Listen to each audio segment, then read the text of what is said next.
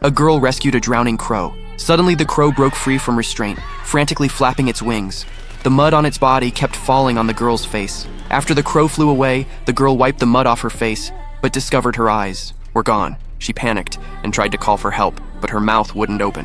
Having lost her facial features, the girl could only run home. At this moment, a blob of mud jumped out of the well. After falling to the ground, the mud grew a pair of eyes. Then followed behind the girl. The mud blob then grew a nose and mouth. These were exactly the facial features the girl had lost. A hunter shot the mud creature from behind and blew it apart. A woman quickly ran over to pick up the girl and had the man take her back into the house. Unexpectedly, the mud creature actually restored its original form and ran toward the room where the girl was hidden. The woman swung her sickle and chopped the mud creature in half. Unexpectedly, the mud creature couldn't be killed at all. It got up again, stretched out its arms and entered through the door from between the woman's legs. It forcefully pulled the girl into its belly.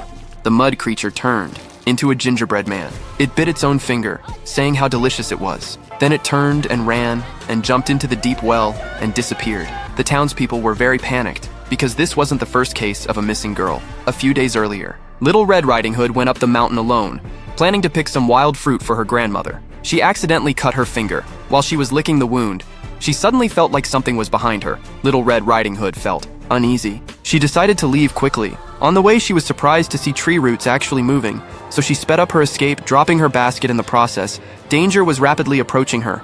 Although she had escaped from the forest, she still met with misfortune. In the end, only her red cloak remained fluttering in the wind on tree branches. The next day, her companion went up the mountain to look for Little Red Riding Hood. Her scarf was suddenly taken away by tree branches. The scarf floated into the stream. Strangely enough, the scarf was right in front of her, but every time the girl tried to grab it, it would fly forward a little bit. The girl didn't think much about it. She just kept following the scarf. In a cave, the scarf actually went into a small hole and was finally caught by the girl. When she pulled the scarf out, countless little bugs ran out of the small hole.